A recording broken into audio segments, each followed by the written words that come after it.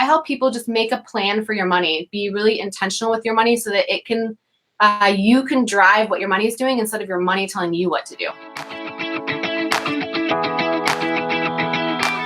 Hey everyone, I'm Emily Reagan, and you've discovered Unicorns Unite. This is a podcast for freelancers, service providers, virtual assistants, and curious listeners who would like to experience the freedom and flexibility of working virtually.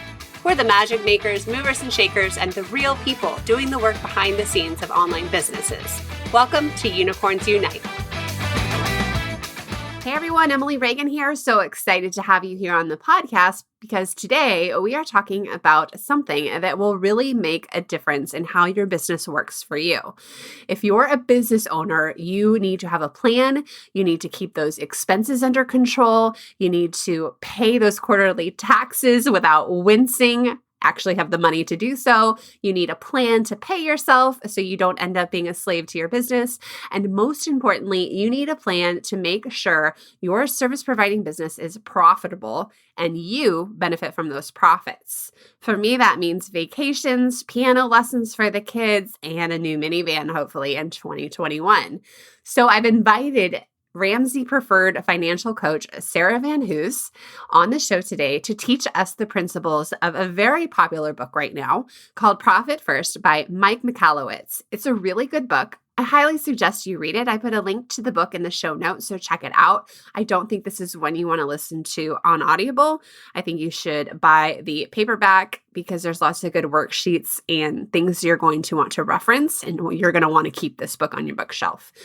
So I interviewed Sarah earlier at the beginning of this year. This is a great time to implement these tactics. I do them myself. And it was really nice because at the end of 2020, I had a little chunk of cash to reward myself. Up until now, I worked, forgot to pay myself, stressed about the expenses, and didn't know what the heck I was doing with quarterly taxes. At the beginning of my freelance business, that was just how it was, right? So this is a plan to stay in control and have everything sorted by pots. Sarah's going to teach you the 5 accounts that you'll open when you put money in there and the percentages you put in there to ensure that at the end of the year, there is a profit to pay yourself. So without further ado, here's Sarah.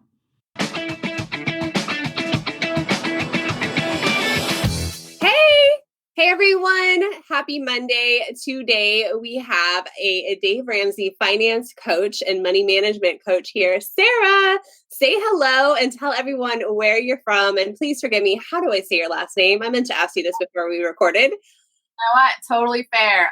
My name is Sarah VanHoose, and I am over on the Pacific Coast. So it's a little early morning over here. I'm in Portland, Oregon. Like you said, I'm a Ramsey preferred coach. I help people manage their money better. So we got to start talking about money. You got to start making it a little bit more normal. You got to make a plan for your money so that you can just get a handle on all the things. Yes, this is such a good time of year to talk about it because with January, I'm looking at my Christmas credit card bill. I'm thinking about business goals and my savings goals for the year. So I love that we were able to meet so early. And thank you for joining me early in the morning and on the Pacific Coast. But tell everyone, what's your background? What was your life like before you got to the online space? And what's your background in? Yeah, absolutely. I have a background in healthcare leadership, which is like very traditional, like bricks and mortar organization. I've been with a large company here in the Northwest for almost 20 years. It's really dating myself. And I have had this passion really over the last year and a half to do something different. And you have small kids, like most all of us have like young kids. And I've got girls. And I know that they're going to need their mama a little bit more in the near future, whether they want to admit that or not. I feel like this like overwhelming desire to be more present with my kids. And, being in operations, I had to be in a hospital environment. I had to be, somewhere different. So I started really kind of deep diving, like, what do I want to do? Like, what sets me on fire? What gives me the flexibility in order to do what I love while being more present with my kids? And I have this, kind of funny, I don't know if it's funny, but it's a story of being on a beach in Mexico with my husband. We're vacationing, and we had talked about retiring there and just spending more time there, obviously, as we got older, I was looking at, I'm like, well, what benefit is that to my kids? I don't really want to bring them here when they're 30. Like what can I do right now that would be beneficial for my kids? And so I'm like, getting on the airplane, like, one too many drinks at the airport. And I'm like, you know what? We should just move here now. And my husband's like, you're crazy. Like, what are you talking about? I'm like, why do we have to wait? Like, why do we have to wait until we retire to go do the things that we really want to do? And so he's like, you make a plan for that and let me know, like what happens. And he for sure thought that I was going to forget about it. I'm certain. But I'm like, you know what? I'm going to make a plan for that. So luckily, we have had a lot of success with Dave Ramsey's, personal finance program. Loved it, told everybody about it. We were in a good place financially. And so I crafted a plan for us to move to Mexico for a couple of years. And all of a sudden, he's like, I don't know if I'm so cool with that. Because my plan was just to quit my job, to quit my, my 9 to 5 and move on and just totally do something different, live the beach life.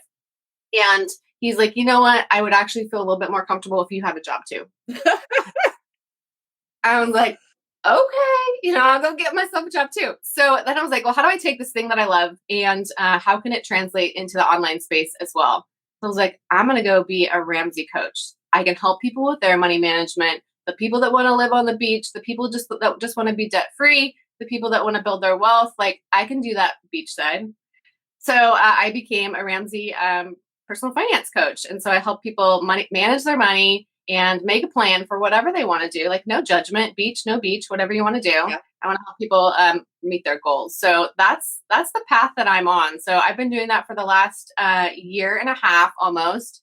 And this year is my 20-year anniversary at my at the organization that I work with traditionally. And I'm hanging up my hat in July. So I'm going to be working full time. I know, I'm so excited. Full-time coaching. And my husband still's not quite ready to move to the beach. But I'm working on that. I like that you called his bluff a little bit. You're like, I'm serious about this. I'll take his spot.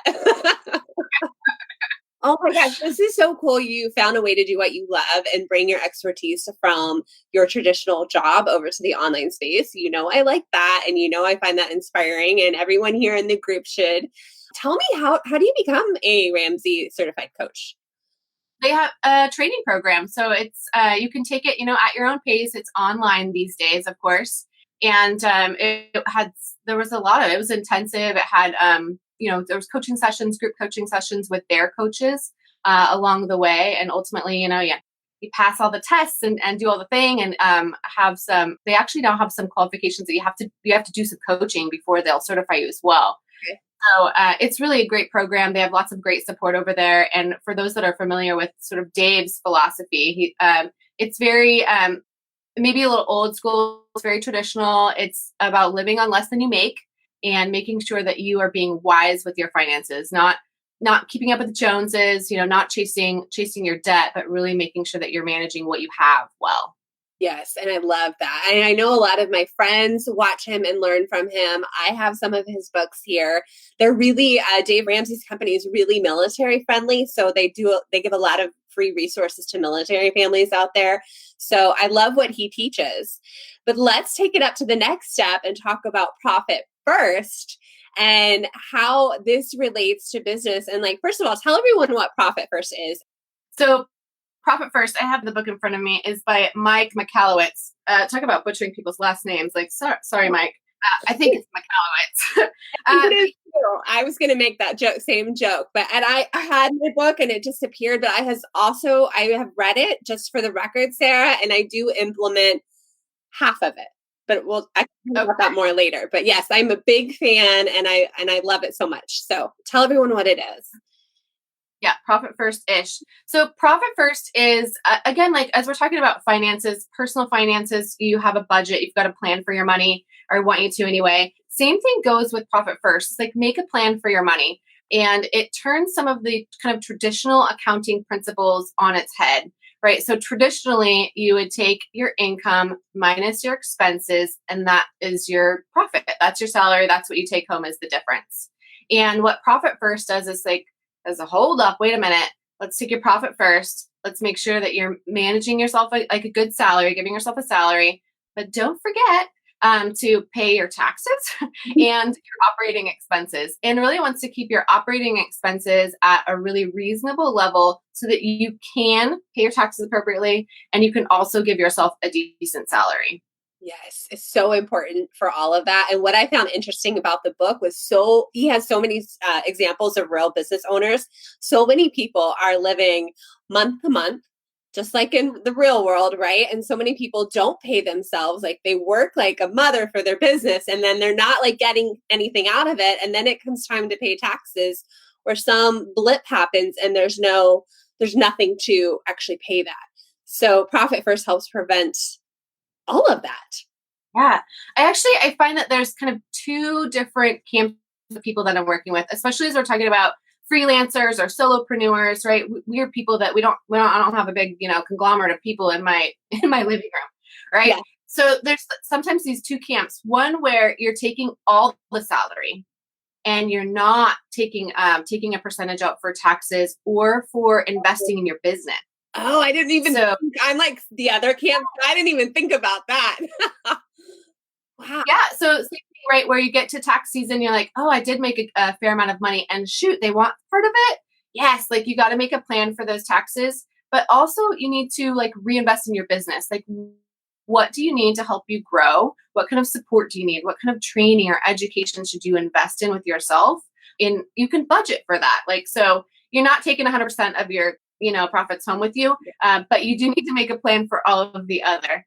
And then on the flip side, something that happens too is like you mentioned earlier, Emily, like you've invested in all the things, you've got all the tools, you've got all the monthly subscriptions that are going to help your business thrive, but they add up to so much on some of those famine months that you're not taking home anything at all. And you don't have enough to even set aside for taxes. So there are both kind of sides of the camp where you want to balance that better and really create some, what Mike calls, I call him Mike, like I know him, what Mike calls target allocation percentages versus your current allocation percentages. So you want to kind of work towards your targets, but you got to have a starting point or your cap, what your current is too. Yeah. So can you tell everyone, okay, I'm trying to think of like the next good question here, but basically I want you guys to understand this. It's all about taking your profit first before you worry about your expenses. So you're like reverse engineering everything. But what this looks like at the end of the year is I have a little, it's not so big. It was a growing year, building year in my business, but I have a little profit account that I now get to pay myself from 2020 on top of what I was paying myself every month. So it's this nice little nest egg. I'm like, Mama could get a minivan.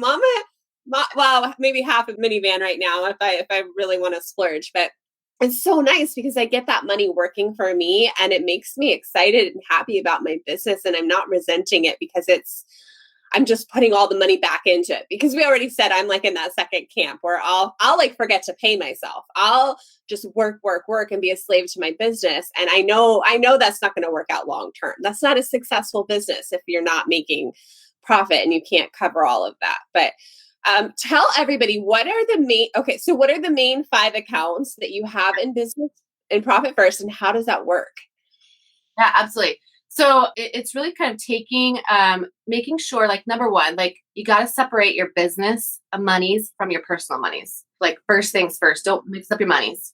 You need a separate account for your business. And then you have 5 accounts, and they can be checking accounts. They can be savings accounts. Probably at least one of them needs to be a checking account. You've got 5 accounts. The first is your income account. 100% of your income goes into this first account. And the second is a salary account. The Profit First. Good Lord, I forgot the name of the book.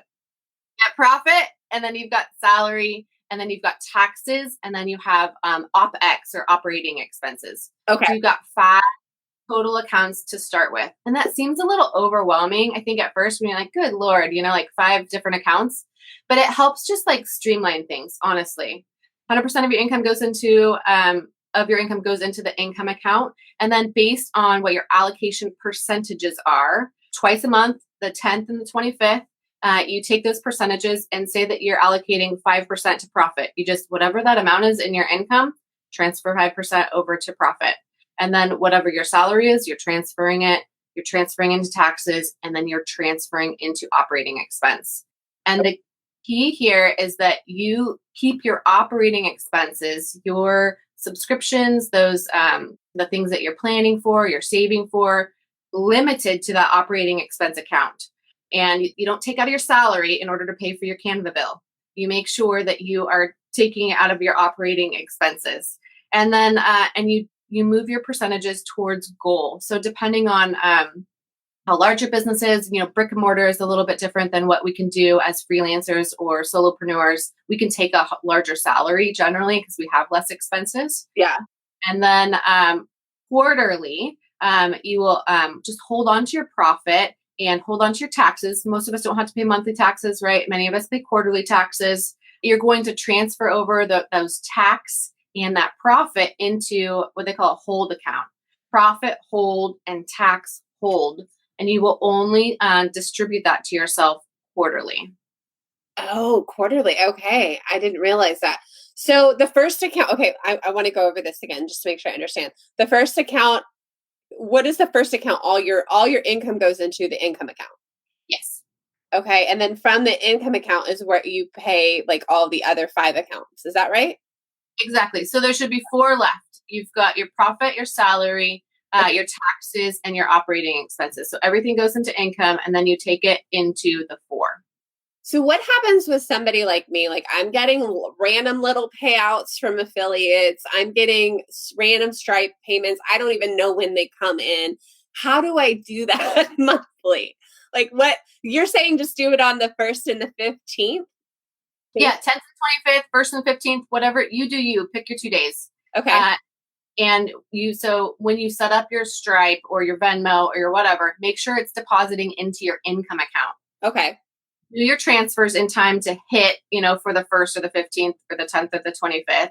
And then you reconcile your account those days. You pull up your credit union account, and then you take whatever's in that income, and then you do your allocation percentages. Okay. And so then when you're putting into the salary, it'll just sit there and you'll pay yourself. What do you recommend for that? Like just monthly pay from yourself from that account? Yeah, I do monthly. Mike recommends 2 times a month. Okay. But I just do monthly as well. That's all I need, or all I'm counting on. So should that income account empty every month? Like, or is there some like writing? Oh, okay. So your income should go to 0 every single time that you allocate. You are allocating all the rest. So your income is at 100%, right? 100% of your income goes in there. And so CAP is called current allocation percentages. So that means this is where you're at currently. Oftentimes where we start is not necessarily what we want to target to. Like maybe you're not taking any profit right now. So we want to build your way slowly to that. So you move slowly in that direction. So you have some time. Like you don't have to 100% go into what the goal is. You've got some goals. So just as an example, you can say, I just want to start with 1% profit. Like I really want to take home as much money as possible. I've got goals personally at home. So I'm going to take home as much salary as I can right now. So over here in your salary, like maybe you can be 64%. That sounds nice, right? Don't forget your taxes, right? About 15%. And then operating expenses around the 20% mark. Let's make sure that we add up to 100, right? It's 65, right? 80, yep, we add up to 100 there. Okay. So you get all of your money into your income, and then you just you just do a little bit of math, bust out the calculator, how much is in there, transfer 1% over to your profit, 64% into your salary, 15% into your taxes, and 20% remains for your operating expenses. And then you need to live in that amount. So what does that 20% look like for you? Can you make sure that your expenses are manageable within that? And maybe that's not you. Maybe you don't have very many operating expenses. Good for you. So what's a better percentage for you? Is it 10%? Just make sure you have enough money in there or enough of a goal that you are continuing to invest in yourself. I think that's important, especially in the online space. It can be a little bit lonely. How are you continuing to learn? How are you continuing to educate yourself so that you can grow as a part of your business as well? So what else would be in operating expenses? Like when you want to take that course or sign up for that coaching group, that would all come from there? Absolutely. Yeah. So it's your monthly subscription. So like I have a referral fee that comes out of there. My own unicorn VA comes out of the operating expense budget as well. Yes. Okay. And right, Canva, MailChimp, right? All of those things, right, are coming out of my operating expenses. So do you let that will kind of build a little bit, won't it? If hopefully. Yes. Yeah, absolutely.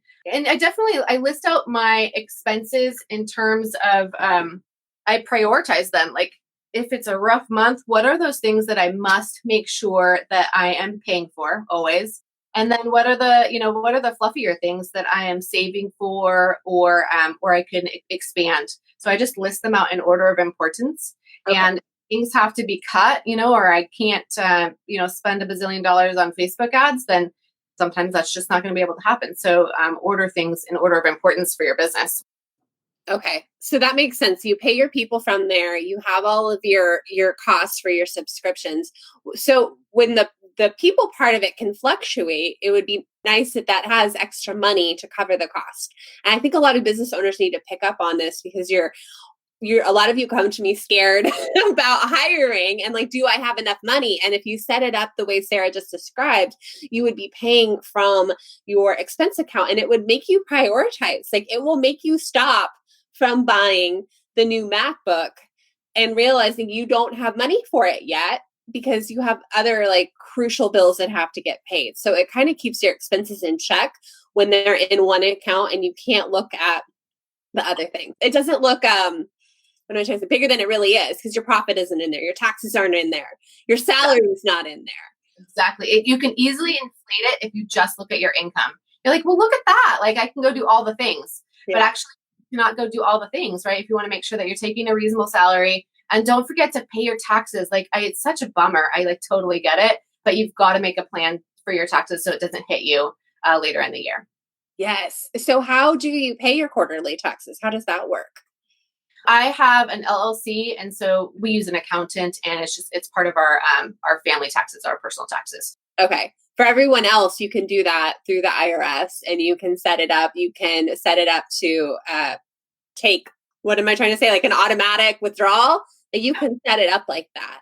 But it's good to have that account. And I have to say I was telling you, I kind of am doing this like kind of halfway. You're making me want to go all in.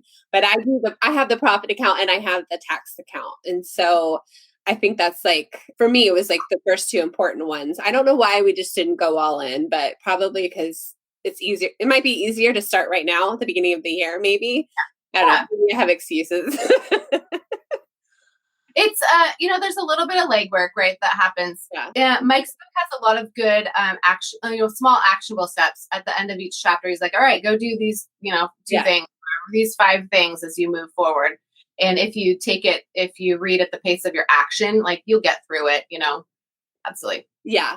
It's very doable, especially when you're a freelancer and you don't have as many expenses. I think this is a really good system to start implementing so you can keep check on.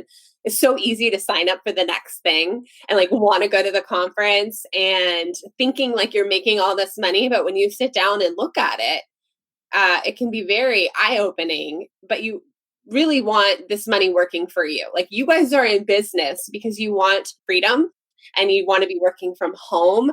And it's so easy to get sucked into it and forget to pay yourself and just like work, especially at the beginning when you're trying to build things, right? You're trying to do the website, you're trying to do everything and take on all those expenses. So, hey, this podcast is sponsored by my very own GIF and sticker making workshop. Turn your clients' videos into GIFs, design branded stickers for Instagram stories, and master the art of making your own GIF for promo emails. This is fun unicorn magic that we can do behind the scenes easily for our clients. The workshop is 1 hour, just $17.99. The link is in the show notes or go to emilyreaganpr.com/GIF workshop. That's GIF workshop. Back to the show. Someone asked, which banks are the most solopreneur for opening all of these accounts with minimal fees? Do you have any recommendations there? Yeah, a lot of credit unions will be quite friendly to you with multiple accounts. Large banks generally have a lot more fees associated with them. But on Mike's website, I'll have to double check and see what the website is, but he has a list of like banks that have been vetted, through his program as well. But Okay, cool. generally speaking, your local credit union will be quite friendly for setting up several accounts. Okay. I opened all my business account was in USAA. So it's really easy for me to open accounts there for anyone who is military. And sometimes there's like a minimum, like must keep $25, or there might be like a maximum for transfers, which can be kind of a pain, but I like having everything in there, and that's what I'm doing. But that was kind of like your credit union, really, when you think about it. So yeah, I guess somebody was saying like those 5 accounts. Yeah, the whole point is to find somewhere where you're not having those fees and adding up unnecessary expenses. Yep. Someone said, if you want to set up a retirement account, which account does that come from? Yeah, I think it should come out of your personal account. So let's talk about your salary. Like, let's say that you're taking 65 or 75% salary. Props to you, right? Do that all day long, as long as you can. Think about it like a paycheck, right? Comes into your personal account. Now in your personal finances, I want you to be contributing 15% of your income towards retirement. That is one of those baby steps in day plan, where your goal is 15% of your income. And it's really your household income. And it's not like his and hers or just yours, right? It's 15% of your household income should be going into retirement. That's after you are debt free and you have a fully funded emergency fund. Baby step 1 is that starter emergency fund. Baby step 2 is paying off your debt. Baby step 3 is having a fully funded emergency fund of 3 to 6 months worth of expenses in case of a pandemic. And then baby step 4 is contributing 15% of your income to retirement until you stop working. Okay. Yeah, some people are talking about different accounts here. But yeah, so pay attention to the fees. I can't remember what I have checking and what I have savings. So we start with the goal of a profit, and you were saying 1 to 5%. Like, can you go above that? Sure. Yeah. Essentially, like your profits, what you get to take home at some point, whether you take it quarterly or whether you take it annually. Okay. But the idea with your profit account, at least quarterly, is that you're celebrating yourself. Like you're taking a minute and you're like, you know what? I did some things. Like I'm going to go, I don't care if you go get a pedicure or you go buy yourself some froyo or you go out for a whole weekend spa trip. But yes, use your profit to really celebrate your successes and reward yourself. Okay. I love that. I love that so much. And I say yes to all of it. Maybe some little shopping in there too. So what would you do if you were somebody like me, and I'll be totally transparent, that my operating expenses are above 30%? What should I be doing to get that in check? Yeah. So within the book too, you'll find some tools that help you figure out what your current allocation percentages are. So you do some math and you're like, okay, this is how much I'm spending each month generally on my operating expenses. And then you figure out what your target is. And maybe your target's closer to 30%, right? Maybe that is where we want it to be. Then you're going to slowly make a plan to reduce it. So let's say that your operating expenses are at 40%. And you really want to get to that 30% mark. You are going to slowly but surely decrease it 1 percentage point at a time. Okay. So 1 percentage point is not going to feel really big. 10 percentage points is going to feel huge. So slowly but surely, like take it to 1, you take it down another, and reevaluate that quarterly. Okay. So how does this fit into the live launching model for business owners who are launching? Because a big part of my expenses is Facebook ads, and that's like out of my control. So I'm thinking I know the answer to this already as far as like keeping that in check, but like what can I do with that operating expenses when it's a launch month? Yeah. Pad your account. You're going to just pad it. You're going to keep rolling it over month after month until you have a nice little pile ready for you for your launch month. And then you still have to keep yourself in check. So sometimes you got to tell yourself no, or you're going to have to pause the ad, or you're going to like whatever, like get to the threshold and just check yourself a little bit. Yeah. Because it's so easy to, it's a little bit like gambling sometimes. I kind of like Facebook ads, but some of it is out of your control. And I've had ads go wonky based on events happening in the real world and learned some lessons out of that. But I wish like I would have kept those in check better. But you learn, you get better. Absolutely. When it comes to salary, is there like a minimum we should be taking? Oh gosh, that's a good question. It's a big question. I think that it has to meet your personal needs too. So you got into business to make some money. Let's be honest. Yeah. I absolutely want to help some people, and I love the heart of somebody that is you unicorns. Like, you guys are so special, and you're out there helping all the people with all the things that they don't are not good at. Thank you. But you also need to make some money in it too. So you need to set some goals for yourself in terms of, like, all right, like, if this is your side hustle, if this is something you're just doing one day a week, well, what do you want out of it? Do you have a goal of $1,500 a month? Do you have a goal of $5,000 a month? And work it backwards and say, okay, if I want to take a salary of $2,000 a month, then what does my income need to look like, given all of those percentages? All right, if I'm taking 75% of my salary, okay, what does my little bit of profit look like? And then what should my operating expenses be? What should I remember to set aside for taxes? And then go and create all that income. You've got some good goals that you can kind of reverse engineer. Yeah, that's really good because it's so easy when you're first starting and you think, oh my gosh, especially when I remember when I started and I went from making nothing and this being like a little tiny side hustle to, oh my God, I got $200. What am I going to do? But then you forget, oh yeah, PayPal's taking some of that and got to pay for Canva, got to pay for like whatever the minimums were, and taxes on top of that. So that's really smart to reverse engineer it so you get it to where you actually need it to be instead of just like guesswork or, thinking you're earning more than you really do.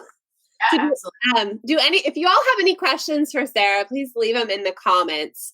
Someone asked, what happens at the end of the year if you have money left in operating expenses? I would roll it over. I would just keep riding on it. You can always evaluate at that point. If you've got quite a surplus in there, maybe you need to change your allocation percentages. Maybe you need to move it from the 20% mark to 15% or from 30 to 25, whatever that looks like, and then evaluate. But also, again, like beginning of the year, I don't know what's so magical about it, but it is like this flipping of the calendar. You're like, all right, what do I want to do this year? Yeah. Like, what are my plans? Where do I want to see myself grow next? What are some of those areas that I can educate myself or invest in myself as well? Maybe I need to make a plan for that money there too. Oh my gosh. What is your big goal? Yeah. So my big financial goal this year is to prepare to leave my 9 to 5, to leave my cushy 6-figure role and just go all in with my coaching business. So my husband challenged me. He said, if we're going to do this, then I don't want to live on your salary at all this year. So we are taking 100% of my 9 to 5 salary and just putting it away for a rainy day. Oh my goodness. That is really good advice for anybody looking to get out of the 9 to 5 and how to make that transition. Yeah. And so we're just pretending like we're pretending I am taking part of my coaching salary, right? Profit first.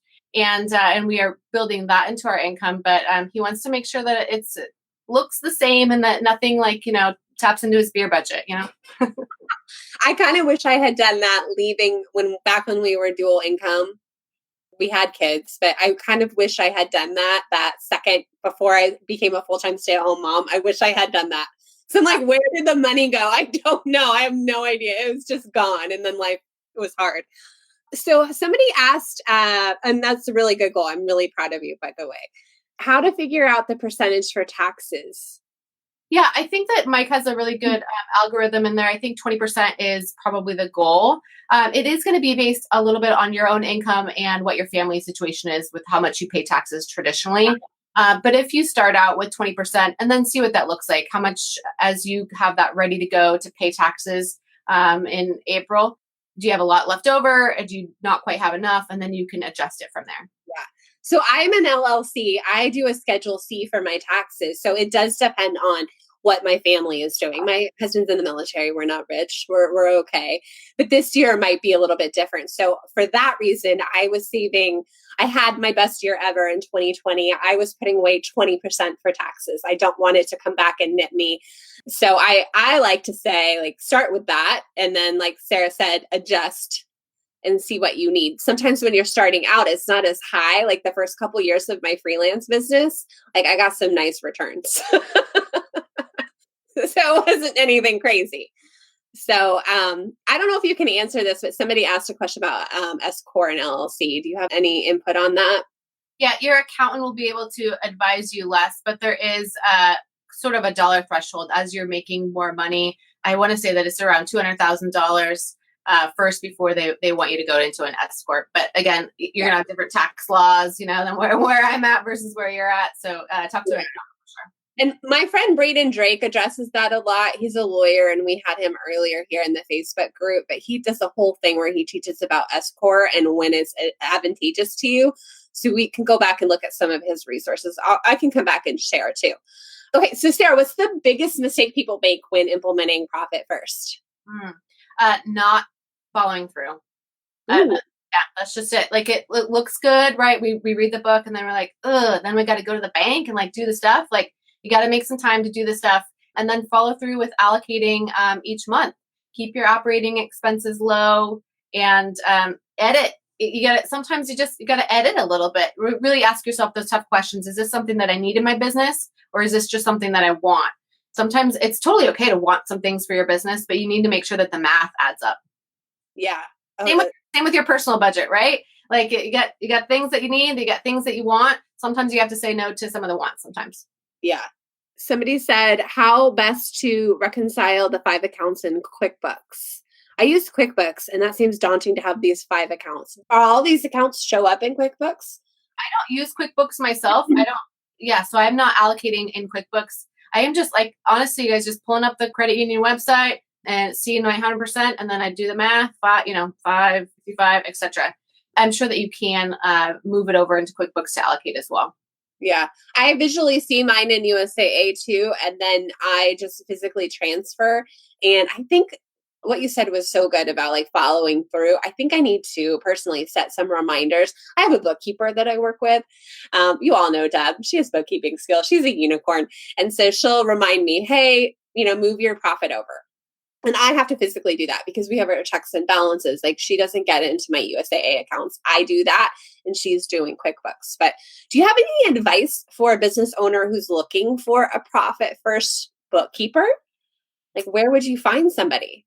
Yeah, I feel like it was Joy maybe that put some resources out there that were on the chat. They do have a website that's dedicated to those profit first professionals. I am a profit first non-professional, right? I am a personal finance coach that definitely follows those same principles, but I've not become a certified profit first professional. Yeah, so you can certainly find those out on the website. I think what's most important is as you're kind of working the plan, like just if you need a little help, just like raise the white flag a minute. You guys know what it's like to be needed and necessary for people to get some help. Same goes for you. If you need a little bit of help when it comes to managing both either your business finances or your personal finances, you just say the word. You're like, I need just a little bit of help here. Can I get a little bit of direction? Yes. Yeah.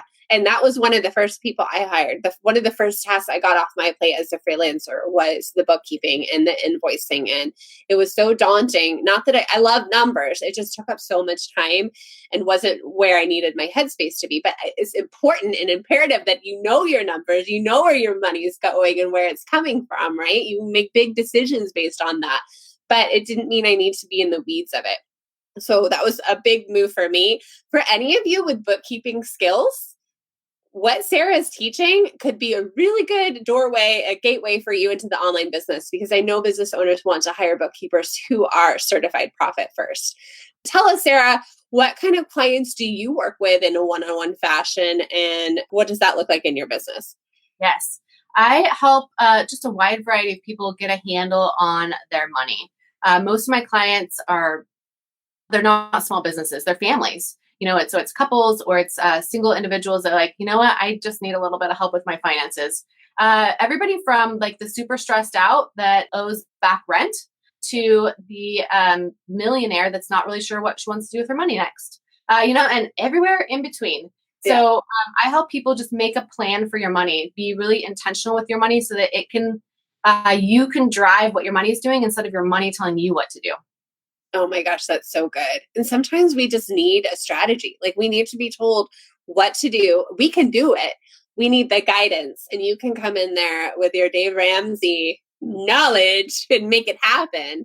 Plus, like, I love that you have added this profit first to it because so many people are doing the side hustle, have their own business, and this is an element of making it work and be successful.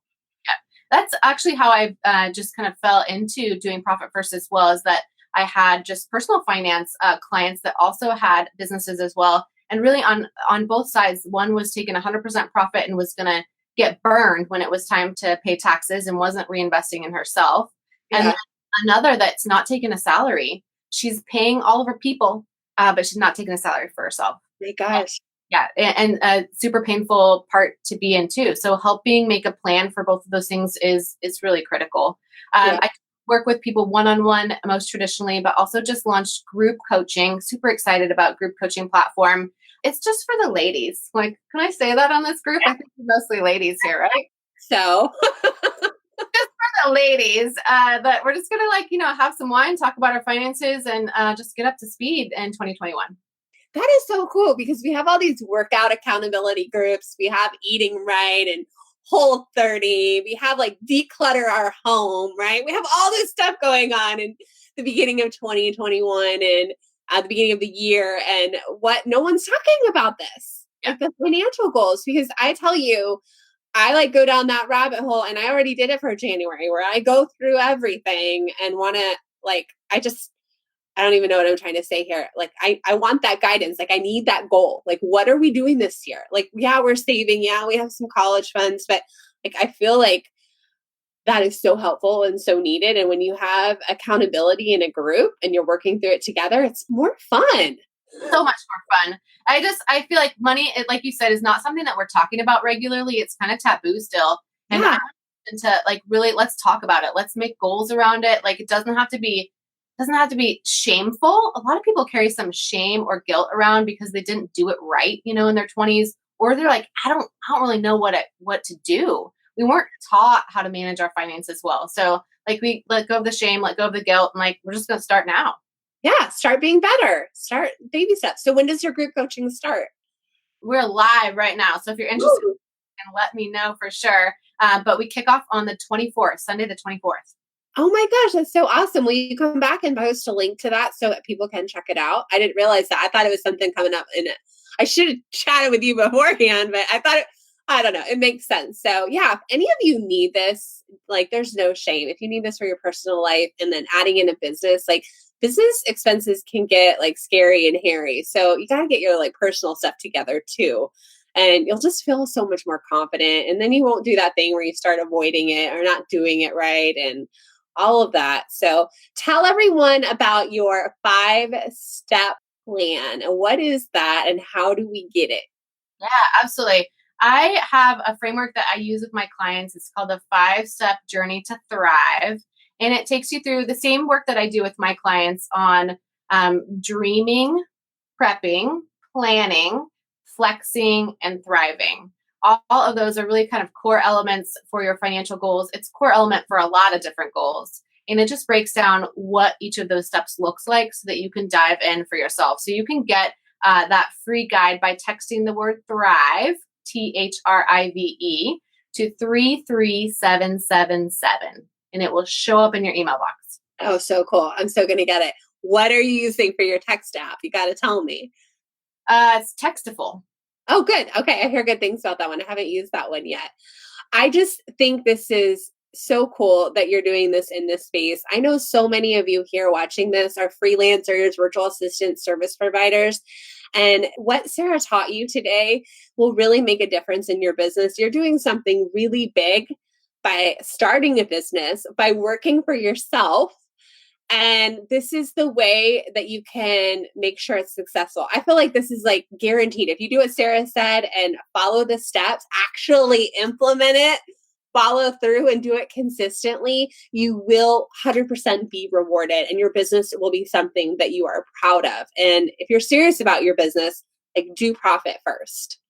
Totally. Do you have any closing remarks to make about our unicorns and implementing profit I first? just have to give a shout out to my own unicorn. Can I do that, Emily? Yeah. Erica Jordan, I hired through you, and she is just fantastic. You guys, she's changed my life. I'm sure that you are out there changing the lives of the people that you're working for too. And you know what? Talk about time, freedom, and just like somebody to bounce ideas off of and get some support with the things that I really suck at. Oh my gosh, it's so helpful. I love Erica. Thank you, Erica. I love hearing that, especially now that we know the background of you doing something big in your life, leaving the 9 to 5, and you like, I bet you could probably do it, but it would probably be hell. But it's helping so much to have somebody like Erica help you achieve these dreams. And then think about all the people you're impacting. This is why I love what I do. And like by giving freelancers the tools to go out there and help business owners, like it just like pays forward in such goodness. So you're living proof. Well done, Erica. We might have to pick your brain a little bit about what you're doing with her. Maybe we should, yeah, I'll see if she's like willing to chat a little bit. We're trying to do these little trainings where people like share lessons they've learned, and not like about your business, but about like the work that they're doing. And it would be fun to hear. Did she set up Textaful for you?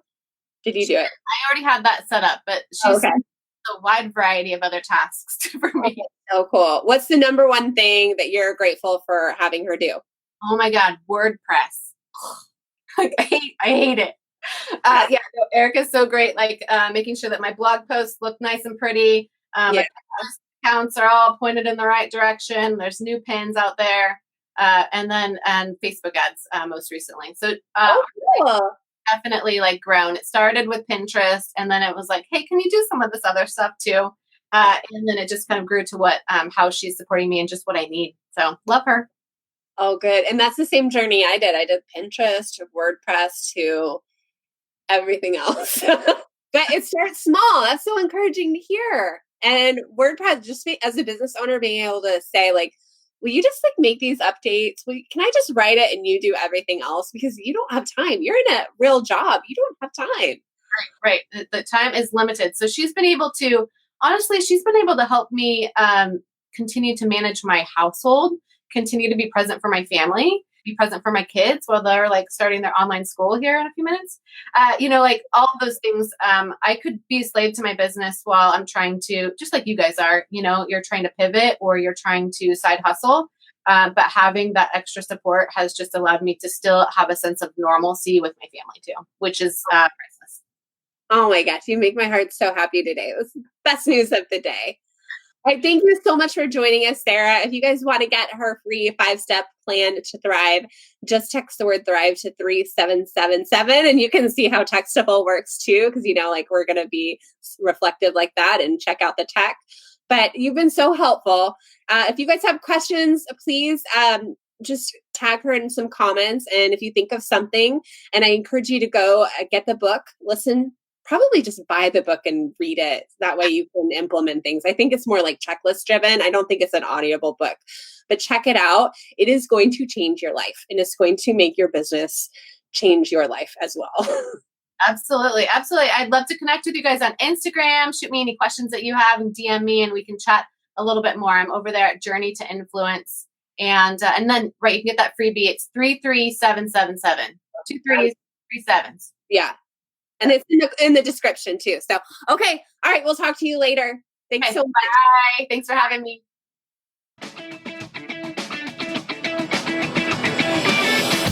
All right, I hope you learned a lot. That was so much fun. I love talking numbers, and I love having a business that actually makes money. And we're in this unique space online. There's so many jobs out there. There's a huge opportunity to have a side hustle turn into a full-time business that could even turn into an agency or something beyond your wildest dreams. So kudos to you for being here and keeping an open mind when it comes to a digital business. And I'm telling you, you can do it. It doesn't happen overnight, but if you're disciplined, and like Sarah said, it takes consistency, you can build a business that actually makes a good profit. Definitely check out the book in the show notes. You can connect with Sarah and all her freebies also in the show notes. And then next week, we're talking about one of the most upcoming, most requested services that I see in all the job leads coming my way. And it's something you could be offering in your business and something that could make you a unique unicorn. If you have common sense, sleuthing skills / stalker skills, and you can write, Stay tuned, and I'll see you then. Bye. If you're ready to learn the digital marketing and social media skills that will get you hired online, head over to vacrashcourse.com, where you can learn about my 5-week program, the Digital Media VA Crash Course. Small business owners and solopreneurs want to hire someone who gets it and who can help them implement just about everything. They're looking for a magical assistant who does it all. With my comprehensive training, you can get your foot in the door and become a unicorn. Check out vacrashcourse.com.